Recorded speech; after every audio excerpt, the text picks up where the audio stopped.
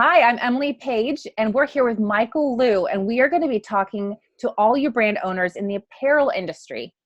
Today's video is titled, How to Turn Your Idea into an Apparel Brand. Michael Liu and I have been friends for 4 years. We call each other regularly to commiserate, to brainstorm, to talk about our common ground because we both do product development, but Michael is an expert in a completely different industry, which is apparel. And I wanted him to be here today to share with every brand owner out there, whether you're a manufacturer or a retail store buyer, what it really takes to take your idea and commercialize it so it's selling well on the shelf. And gosh, Michael, you have so much experience manufacturing and designing apparel for brands that I don't even think I'm allowed to tell people because of your NDAs, but they're everywhere in every major or every major store. Would you kind of explain what Imaginary Concepts does and kind of Well, who you serve? well, first of all, thank you very much for letting me be able to have this opportunity. And I know that we've known each other for, about 4 years. And it's just amazing how we met through a mutual friend. And then we just started to connect. And I know that we were talking about things that we were having problems with in the industry. And I think that that's what this is all about, is for us to be able to help each other, especially people that are entrepreneurs and that are just trying to start off. So I'm really excited about starting some type of series like this because I feel that with so many years of experience, there's something that we can hopefully pass on and share and everything. So Imaginary Concepts has been a company that's been around for 25 years. And it's I've been just very fortunate that my wife is my partner and she handles the other side of everything. And then I have 2 great kids. And I think that having a solid foundation on that end has always been really helpful. Hmm. Some of the brands I do have done business with, and I can't talk about it because they're maybe my projects were done, but we've done business with like Target, we've done stuff with Men's Warehouse, we've done stuff with Aeropostale. We work with great brands like Lanson, which is a very great athleisure line. We've done a lot of work with Carhartt. We do Puma Golf. We did programs with Tumi Outerwear. We do a lot of private label and curation for Kohl's. And when we mention that, people think that maybe we just do private label, but they use our company a little bit different than everybody else, is that they come to us when they need uniqueness, newness, freshness, and they don't want to take away from their existing design team. Because sometimes the design teams are always so busy doing the same thing and trying to get deadlines out that they're not really thinking about what is the greatest thing out there. So we're able to think outside of the box. I think so. We're kind of like a troubleshooter when it comes to people in the apparel industry. Right. And for those people who maybe are not familiar with what type of service you guys provide and why you guys are an expert in giving advice to brand owners, you guys do, if I understand it correctly, the design and also oversight of manufacturing. So today you're going to give advice to those people who have a great idea and they don't know how to get going. You can tell them because you've been there from start to finish, and you can kind of give some great advice. Is that right? Yeah, that's exactly right. It's almost like our company is basically built around from like start to shop. We really believe that there's an area that we have 4 areas in our company. One is basically ideation, and then the other one is sourcing, and the other one is development, and then the other one goes into production.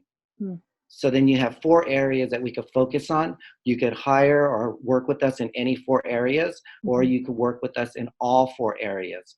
It depends on where you are with your company. So a company like, say, Men's Warehouse, they're already very established, but then maybe they need some help in certain areas of their categories, like maybe suits. So like you see behind me, there's a lot of suits. I'm working on some projects for some companies with some suits, and they need areas of like, what is the next thing? And then that's when they bring us in. But they're already at that 3rd level already, where they don't need us too much for production, but they might need us more for just supply chain and development and maybe design. Yes. Okay, so let's talk specifically to those brand owners that are out there watching and who are at that beginning phase and they have an idea and they're like, hey, Michael, what do I do to get this idea to the next step? Can you walk us through the first step of kind of design? What does it take to create great designs that you can get selling on the shelf? Well, the thing is that I've always believed that there's 4 major things that you need to start with. And one of them basically is you got to have like great design. You got to have capital. You have to have a supply chain. and then you got to have production. So we're basically going to be walking through those four main areas. And I remember back about like 20 years ago, my accountant always said that to run a successful business, you got to have four legs on a chair. And if any of those legs are broken, you're going to fall off. And I believe that those four legs are the most important four legs you have to have in any type of business. So the first thing that we do is we start off with design.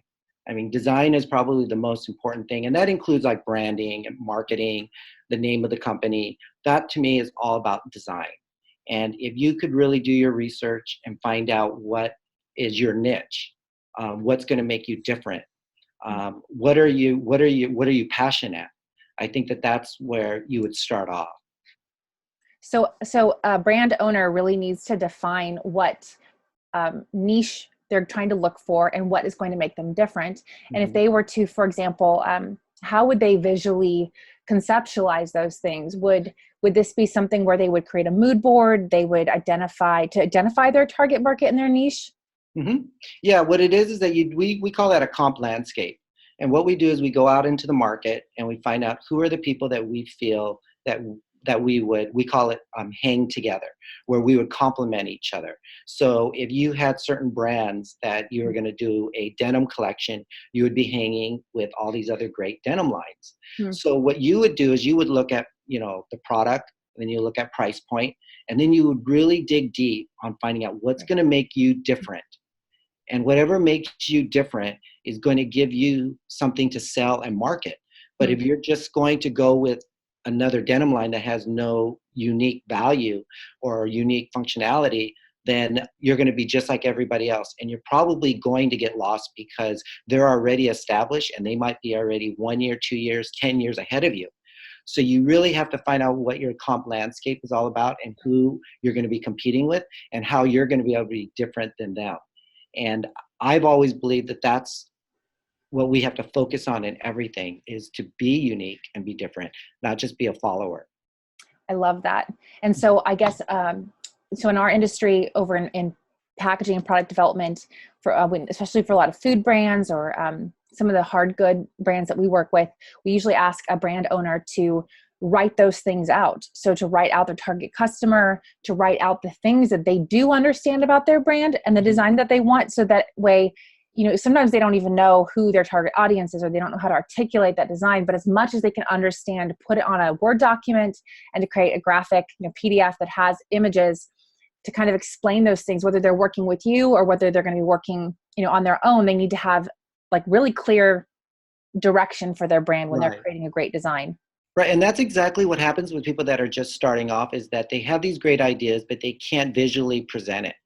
And so sometimes they would hire us to be able to help them visually do that, because we have a whole team of people that are designers and merchandisers that would go out to the field, and we would take pictures, buy garments, and say that this is what we believe I think you're going after. And this is your market. And then they'll be, that's right. 90% they're like, that's it. That's what we want. And now we know exactly what direction they want to go. And then we help them along to basically give that vision that they have and make it into reality, into a real product that they could actually touch and feel.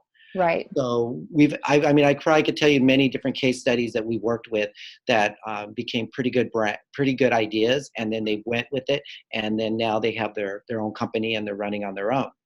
So it's really important that you think of something that's different enough. But what I've learned also is that it's not so much of coming out and creating something new. Sometimes it's creating something that's created, but make it better. Yes. And that's a big thing that a lot of people always come up with, like, wow, I could have did that umbrella, but they should have did it that way. Right. And well, why don't you do that? I mean, and that's where we have to keep thinking, but think those ideas can become reality. And if you don't, there's many resources out there that could help you. I love that, because I think there are two different customers that we work with. It's probably the same with you. There are some people who have vision for what they would like to do in terms of their point of difference, the customer they want to serve, but they have no idea how to manufacture clothing. Right. And so those people definitely need to hire someone else. There's for this part of the leg, there are other people who know how to manufacture, but sometimes don't know what is new in the market. And those people also should probably hire someone. or find someone in their community and their network to help them, because oftentimes, you what you do is you have a vision, but you need to professionalize it by defining these things in a Word document and graphics and comping, with the competition, so that you can really turn this idea into something that's professional and manufacturable. Because manufacturing is really about repeating an idea over and over again. You make the same shirt 20 times. It has to be so clear what the point of difference is and what it is to really make that t-shirt specific. And so the design comes from that ideation part. And then eventually you guys turn those ideas into literal die lines, or what do you call them? The outlines of a t-shirt so they can sew it. What is that terminology? Oh, you mean the pattern of it? The pattern of Yes, the the pattern. When t-shirt? you actually go to manufacturing, that part I think is very intimidating for people. So Right. what is that part called? Well, that basically, we call that the technical design. And when you're dealing with technical design, that's exactly what you're saying, is that you're going to make an idea into reality. Everything has a pattern. I mean, even in your business, three-dimensional boxes just don't happen. Right. And a lot of things that you do is very creative, where it's not just a block. It's like has 8 sizes on it. It's wrapped. It's maybe not made out of cardboard. It's made out of fabric. There's just so many different materials that you could use, and everything needs a pattern. So we have very good technical people that could make patterns and be able to make these garments that you're envisioning.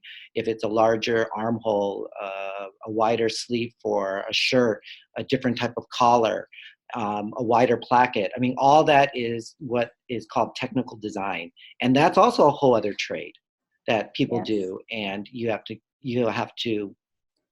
be with the right people. It's kind of like what you're sharing before. We had one client that had a great idea. And what he did is that he rather bring people that complement him than him trying to do everything. So sometimes people have these ideas and they go, oh, I want to keep it within. I don't want to share it. I don't want no one else to know. But if you have or find people that know what they're doing, and they could take a big burden off your shoulder, and you could sign the NDAs, you could sign the agreements to protect yourself, because that's really important. Making sure that that person has the right values and is ethically the same way you're thinking and stuff. That's important, because then you're already 3-4 steps ahead of the game, because you're not trying to learn how to make a pattern. You're not learning how to do comp landscape. You have someone that could do it for you, and it could be a service, or it could be a partner. But whatever it might be, you have to get people around you that complement you, because you have to remember, you can't do everything, because in this industry, things happen so fast. And if you're just getting into it, you're not going to be really an expert at anything yet, but you have this idea.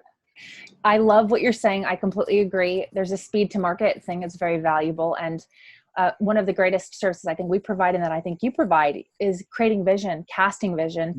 The design piece, besides just taking that idea, turning it into something that can be manufactured, that vision is what empowers you to sell. So if you're trying to launch a brand, you need, we'll get into this next subject of like capital that you mentioned, but you can't sell something that other people can't see. They're busy. They want to know that you have clear vision. And often this design part, where not only have you written down the details, but you've actually turned it into something that can be manufactured. You understand the material and the cost, and you can show it to someone who's considering partnering with you. If you're selling your product to retail stores, you need to visually show them even before you have the whole mass production complete. And you can't do that until you have your design clear, right? Right. Well, so do you want to explain a little bit about capital and how important it is, and how much you need to launch? Some people don't know how much it costs to launch a brand. So capital. The funny thing is, that's always probably the most difficult question to answer, is about how much money. But I always look at it this way, is that if you put a budget together, you always put a budget. I always think about 3 to 5 years. 3 to 5 years is a good time to find out if this is going to be reality for you or not. And then it also gives you enough time if you have to change wheels. You got to change directions in some way in what you're building, or what you're doing for your company. So when I mean like 3 or 5 years, it's like you got to put a whole budget together. And you have to look at all your expenses. You have to, and if you don't know how to do that, find somebody. There's people out there that could help you do a cash flow budget. A lot of people don't understand the difference between a budget and cash flow, because you could put a budget of all your expenses of what you're going to be using each month, and it looks great. You're going to use $1 million in a year. Great. You know what you're doing. But the thing is now, how are you going to get a cash flow to be able to keep that going so it's basically sustaining itself? So if you have enough cash, I always say if you have enough cash between 2 to 3 years of your business to stand sustainable, even if you didn't get any orders, I think that that's enough money to keep, is whatever that amount might be, because it gives you 2 to 3 years to try to figure everything out, because you're going to blow so much money in R&D. You're going to blow so much money in raw materials. You're going to blow so much money in labor and production. And then people forget there's logistics. Then there's this whole part of logistics of bringing stuff from point A to point B, and on and on. And we'll talk about that a little bit later. But that's why when you do a budget, you got to make sure that you're including all those facets of making sure that the cash flow is going to be able to pay for that. But not looking at that until maybe the second year or third year. Because if you're looking for any type of investor, the investor wants the reality. He doesn't want you to say, oh, you're going to get your money back in a year. It's not going to happen. No. But people think it's going to happen. And I've been through with companies that think in a year they're going to start making money, but they actually don't have any more, and then they got to find more money. Yes. So, oh my gosh. Which we've all been through. No, it's the same in my industry. And I think there's a lot of social media podcasters and people who are sort of making money off of teaching courses about how to launch physical product brands. And they tell people you can make money in a year. You can make, and what they do is they say, make $1 million in a year. And they're talking about their revenue, not their profit, their revenue. And so consistently in our industry, it takes 2 to 3 years to actually be able to start taking cash out of your business. Because even if you grow, any cash and profit that you do make needs to be rolled back into new inventory. So any inventory business is very cash heavy, and you need to either, have a savings that you're planning to invest in your own business, or have a backup plan for how you're going to actually start raising money once you've, I love the concept of doing things bootstrapping. I think that's the best way to maintain ownership over your brand. But I think, what I've seen is success is when you think of it like a stairway. So you launch the first leg with your money, and you actually create a brand, you create inventory, you create a look, you get some sales, and then you have a plan where it's believable. So then you can start raising more money if you need to, and you can see, like you said, whether you need to pivot or not. And so I like your 2 to 3 year plan. I think that's so honest. What you're saying is so honest, because maybe there's going to be someone who will be an exception to the rule, but the average person who's launching a brand needs to have that at least as a fair expectation. Right. And a budget is pretty easy to come up. Like you said, like how much do you need? What I look at it, because right now there's the internet where everything is made to order, where it's not that you have to buy thousands and thousands of pieces at a time. Yes. You could curate one item. You have all these, you have Etsy, and you have all these crafty sites now where you can make one of a kind and you could sell it. So what you have to do as a business is find out, well, how much do you want to sell a month or a year? And then find out how much money that's going to make based on your profit margins.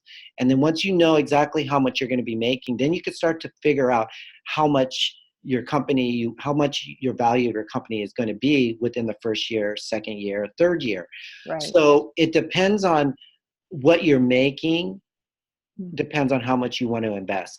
And whatever that is, if you want to be $100,000 company in 2 years, then you have to make sure that you have at least, I would say, $200,000 to $300,000 in the bank to be able to last through that, because it's important that you be able to have that cash. So then you're not always going month to month, and then your dreams are getting shattered because you just don't have enough money. But I believe 2 to 3 years, you will find out if you have something or not. I think that's such great advice. And so I guess that's the capstone thought for capital when it comes to creating success, is making a plan, assuming you don't make any profit for 3 years and that all the money is going back into the business.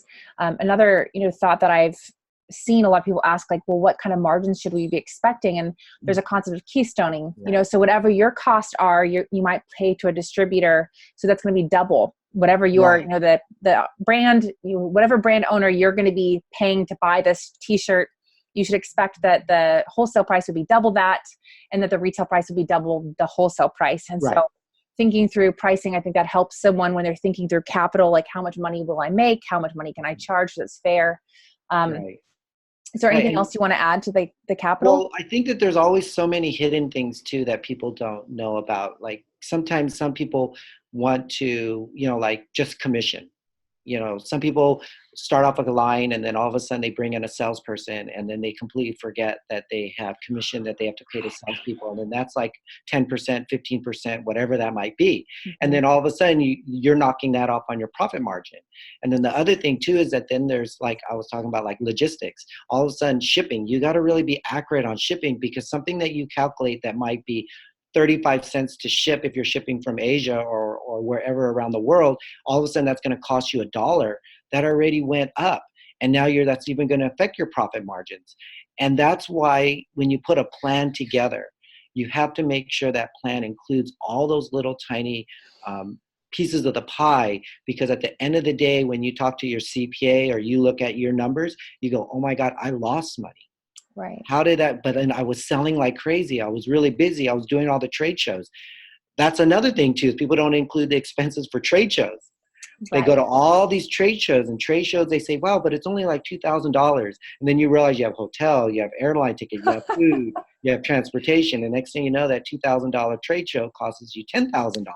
Yes. And then that's one show, and that's coming out of your profit margin too. Right. So you have to really understand, you know, and I guess that leads into the third area was the whole thing about like your sales channel.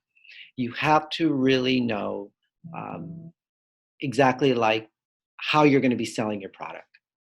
And that's something that you have to really focus on too. So I don't know if you want to start into that or Yes, you I want me do. to. Let's launch into sales because firstly, it's one of the things that I'm the most passionate about because I think that that's where you should, when you're creating something, it's great to have an idea. And once you get through these pieces, sometimes knowing how you're going to sell it really informs and changes the other elements of it, like how you're going to design it, how you're going to raise money, because you need to be sure that you know how to sell and designing to sell it. You know, if you're going to be selling it in stores, you have to think about different types of packaging, for example.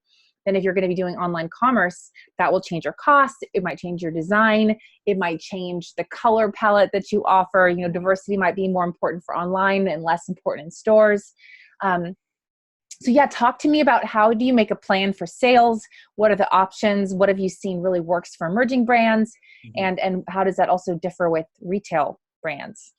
Well, I believe that in order to have a good sales channel is that you have to bring in a partner or you bring in somebody that you hire that has the experience of sales, Mm-hmm. because it's all about connections. It's all about who you know, because this world is a big world and there's probably billions of products out there every single day that are getting pitched. And what's going to make you different or what's going to get you in the door is people you know. Right. Okay. Right. And that's the reality of it, is that you could have a great product, even if it's online, has an online presence. But the thing is that you have to have really solid digital marketing behind you. And you got to create the following. You got to do your legwork. So for me, I've learned that if you know anybody that believes in your product, that it has a lot of connections in that market that you want to go after, definitely you should be talking to them. Because for bringing in a salesperson, it's like I said, you could add a commission for them. You're not bringing them in as, if it's a partner and they're going to have equity, then that's great. But then if it's somebody that's outside as an independent, they could really help build your growth and by Right. just giving them a commission. Right. So for me, in our industry, there's basically two areas of doing business, and that's basically brick and mortar, Mm-hmm. and then we have online now. And you have to be really savvy at both of those, but make sure that your business now is 50-50, because you can't, people that went into the online area, it's been like, I don't know, I've been fooling around with online business probably for the last like 5 to 6 years. Mm-hmm. And it just seems like it's very difficult to get into online sales, especially for apparel, because it's something that's touch feel. They got to fit it. There's a Right. lot of, it's a little bit different than just like hard goods. Yes. So you have to really make sure that if you're going in that direction, um, you have also backup of brick and mortar. So you could also play off that and say that our product is sold at. So people could go like, oh yeah, it is at Kohl's. I know a Kohl's. Let me go Right. over there. And at least they could understand what your product feels like, because that's Yes. important, especially in the apparel industry. That's very wise. And you can look at it like it's a form of advertising real estate. You know, when you're in a store, people are going to get exposure to your brand and to your logo. Sometimes you can get advertisements where you have photos of someone cool wearing your clothing in the store. And that gives a chance for people to actually get exposure. Consider it a form of marketing in that way. Right. I'm curious about when it comes to making a plan for sales. So if you were to sit down as a brand owner and write out what your plan is, I love that you said that rule of 50%, that you can kind of, leverage each other, your customer and exposure against each other. In terms of making the plan, do you think that where should a launch start? And is it based on just relationships, like wherever you can get your foot in the door, or should you start with a website, or what do you think matters? Well, if you start in brick and mortar, basically you got to start off in seasons, because all the buyers start to shop for like spring, summer, and then fall, winter. So what you have to do is you have to know that calendar. So once you know that calendar, you know when you need to come out with your different product lines. So usually you come out with 4 different product lines a year, which is basically spring, summer, and then you have your fall and your winter. And then they're buying basically 6 months ahead of time. Okay. So if you're going to design something in spring, you have to know your markets on when they're going to release it. So for instance, in spring, they usually release all the spring items in January. So then that means you have to start showing the buyer 6 months before that. And then you have to start designing 6 months before that. See, so you're already like 9 months to 10 months ahead of what everybody else is going to be seeing. Right. Okay. So you have to be really on target. But when you're working with brick and mortars, they could put you in business with online, because now you're going to take some of their orders that they're buying from you. And then you could create an online shop. And then you could say, hey, as we also are selling to a certain big chain store, then they know that your brand is going to be there. So you have to really look at your time frame on when you want to launch and what season you want to launch for. And that's basically on the brick and mortar area. Right. So, and I like that concept also with retail then. So would you, a lot of our clients, we try to help them figure out how to stack orders. Because if you're going to order 1,000 units, you can get a better price if you order 2,000 units. So sales really can impact even your profit margin, because it impacts your total cost. And so, shipping, I was just talking to a client on the phone today, and they wanted to order less units. And I said, it's not a good idea, because, the container that we're shipping from Shenzhen will be 1x40 container. You're going to pay almost a lot of fixed fees for shipping. Right. So, and you're going to amortize that cost across each, if it's a $6,000 shipment of a freight, you can amortize that across those little units. But if you ordered, 1/4 of that, you're still going to pay about $3,000 or $4,000, and doesn't amortize as well across those units. And so strategically, besides the fact that sales in general is what flows the cash of your business, you want to make a plan to be able to stack orders and create cash flow. And so do you have, could you talk about the cash flow thing? Because I think a lot of people are also surprised that once you sell a product, you have to pay for it, 3 months before it's made, then you get it in your hands and you have to have everything paid. And then you don't get paid from your retailer or from online commerce until later. So talk about the timeline and how that affects cash flow.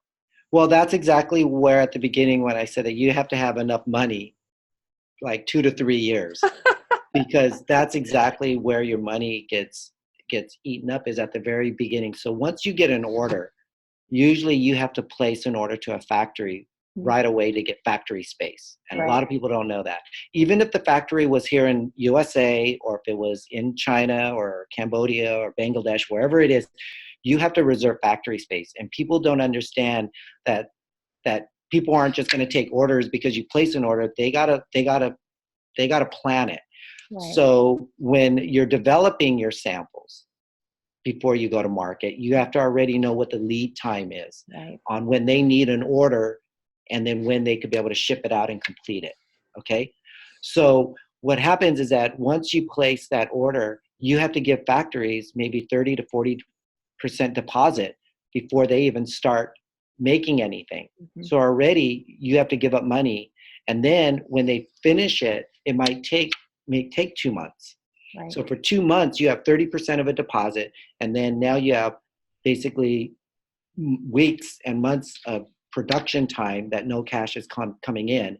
And then when it gets done, then you got to pay the balance of the 70% of it. So then now they've done their job. And then from that point, now you have to pay for logistics and transportation to get it from point A to point B. And you have to usually pay that up front.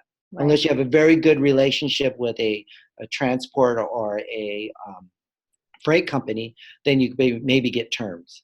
So if you could do that, then that could always help out. Terms are always the best. And terms are basically when a factory or a supplier trusts you and they know that you're going to pay them terms like maybe 5 days, 10 days, right, 30 days after you receive the order or after they release the order.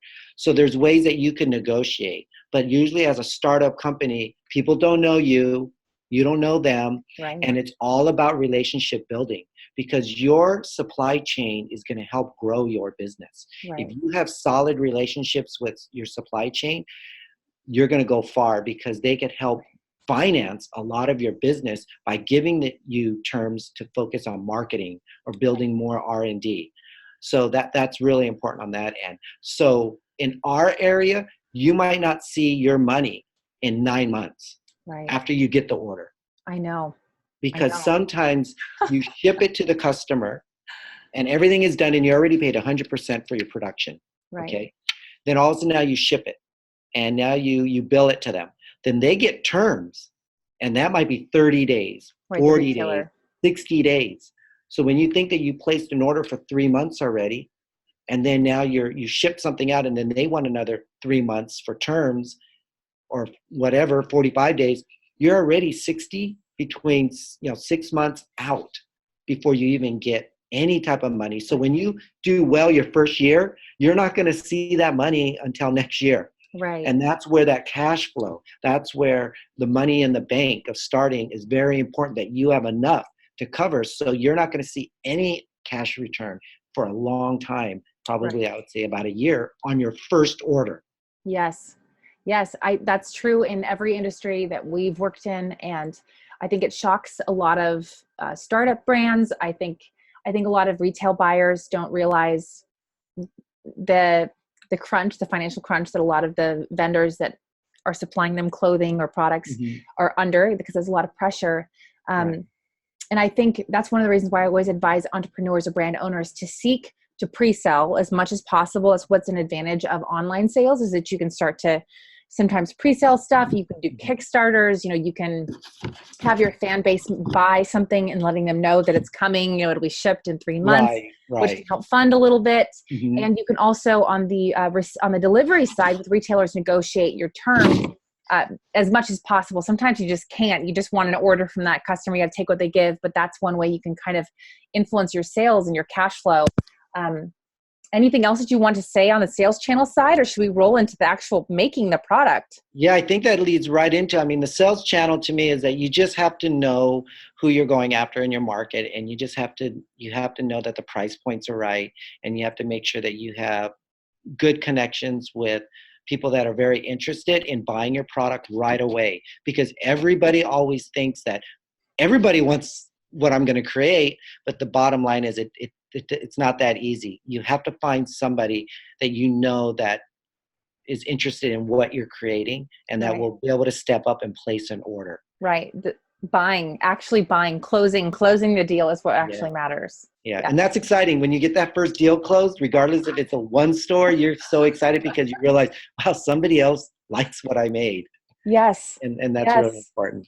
So when the check comes in, it's even more exciting. Oh yeah, I know. I remember when we first got our first check, we put it on the wall for 3 years. We didn't even cash it. We just put it on there and we were like, that's what inspires us to be. Okay, so rolling right into production, after we've sold a product and we're focusing on our whole sales plan, what are the key issues and elements of producing the product that we need to keep in mind to actually be successful? That's always the scariest part, because when it comes to production, a lot of people don't even understand that whole process. They could come up with a great idea, they could come up with the money, and then they could come up with selling it. And then all of a sudden it comes down to the fourth part, which is basically producing it. And everybody goes, do I go to China? Do I go to India? Do I make it here in the USA?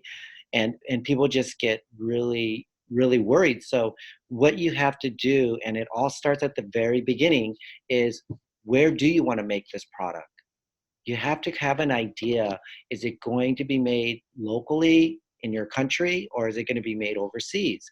And that starts off at the very beginning when you start doing your making of your prototypes and all your development, where some people make them at their houses and or at somewhere that's not where the production is going to be made, and then they're looking to find a place that could make their product, and then they're losing time, they're losing resources, they're losing money. And that's one of the biggest mistakes a lot of people do. And I get that all the time. Somebody comes into our office and says, I sold 500 of these widgets, or whatever it might be, a sweater. And they're going like, I just got like 500 pieces I got to get made, or 1,000 pieces. Where can I get it done? And I'm like, oh my goodness. And we already sold it, and we already have a price point. And you're like, well, okay, let's start from scratch and figure out, like, what's your lead time? What was the price point? And that's one of the biggest problems people have, is that they don't know where to produce their product. And there's many ways and many places that people could go to find out where to make product. For me, one of the biggest things is that, there's a lot of trade shows that you could go to that produce product. And some of them are local in the USA, and some of them are overseas. So you could always do those researches out there and find out where things are produced, and then talk to factories that produce that product in that country or wherever it might be. So to me, that's the first thing that you have to find out, is where you want to make your product. And then once you know that, then you can start to do the research in that country, is who is really specialized in that product. Because all factories can't make everything.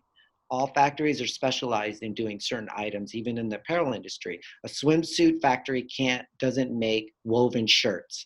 A Right. woven shirt factory doesn't make denim. A denim factory doesn't make a suit. It's all different, and different countries specialize in different products also. So you have to be very knowledgeable on where you're going to be making this product from the very, very beginning. And that's what I would say is the first step that a lot of people make a lot of mistakes in. Right. So I understand that part where where you're going to produce it and what material, and it affects what the total cost is. And you have to understand the cost of, the freight and the materials and the exchange rates and the tariffs and all of these things which impact your price. So you can't even begin to price things out until you understand that. So that Right. to me seems very obvious.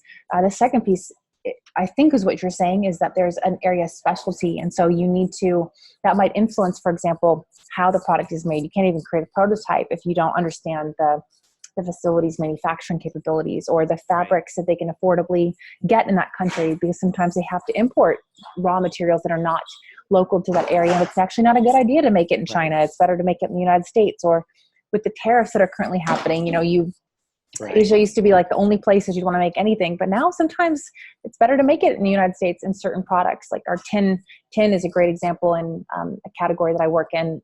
Tin cans for soda pop. It's just better to make it in the United States, Right. given all the hullabaloo of the tariffs and even the tariffs that they have to import the aluminum to Asia. You just don't ship empty cans. But is that what you mean? Are those the two pieces that you're talking about, is capabilities and costing? Yeah, I think that's exactly what I'm talking about, because, when you know where you're going to be making your product, and you know that it's it's affordable, and it's going to be within what you want to do for selling your product, how much you're going to be selling it for.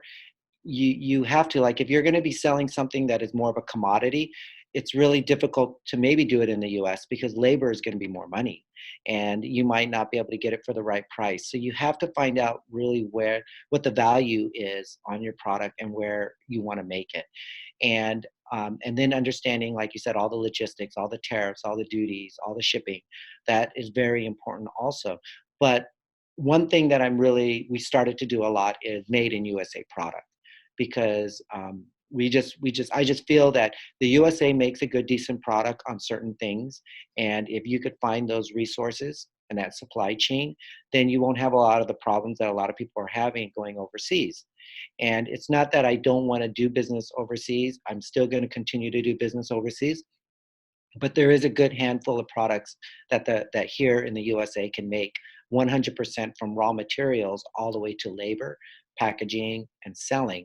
And I think that that's also a whole other area that we should all be looking into, trying to keep a good sustainable product here locally in the US and be able to sell it and market it in our own country. But Yeah. overseas is just another area that you have to really do you got to do a lot of research. A lot of Yes. research there. Yes. And it's hard. You can't go to the actual facility, or it's more expensive and time consuming to do that. So there's certain trade-offs, especially when you're launching your product.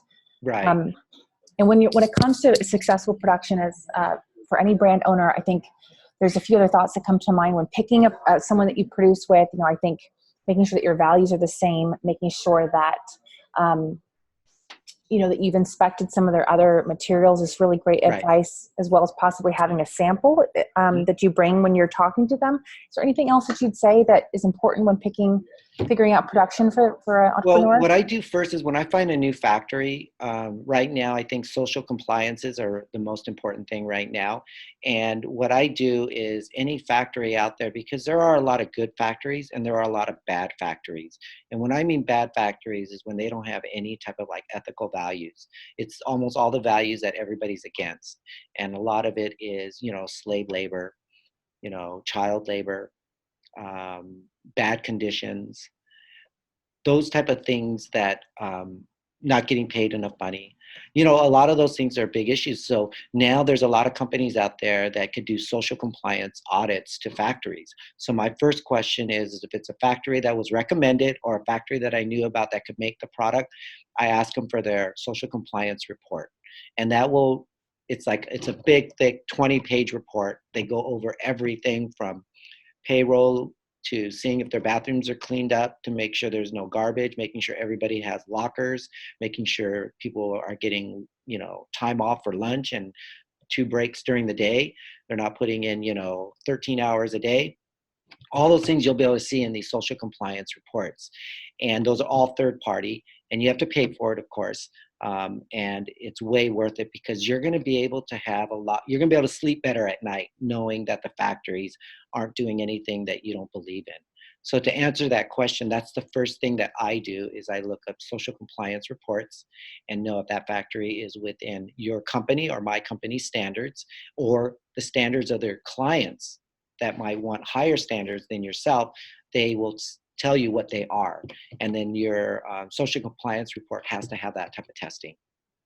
I love that you said that. I think that's so valuable. And I think sometimes it's so easy to think only about your profit margin on your side when you're a brand owner, to think, oh, I need to get a better price. But sometimes that comes at a cost. You pick a facility and a factory that maybe is compromising either on raw materials or on treatment of their workers. And so I love that you said that. And I think Right. I think the world will be a better place.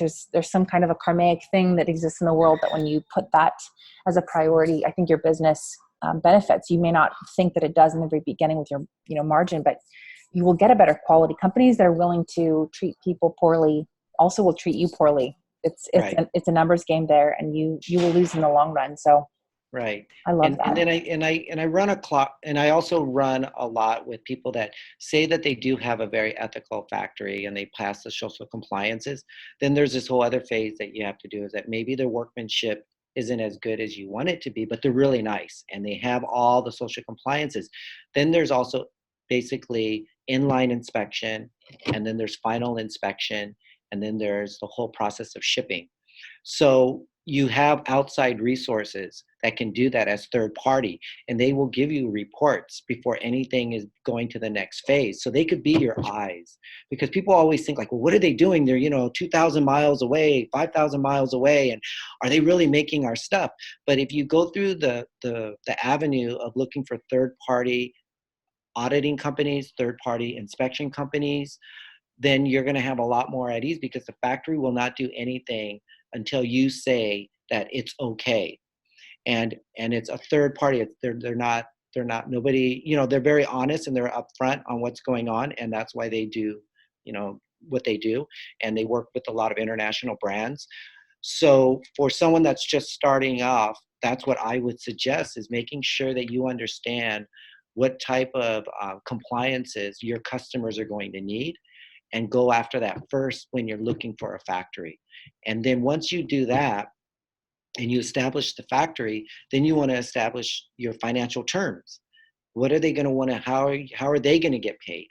And what do you think is the right way for you to pay them? And that's all negotiable.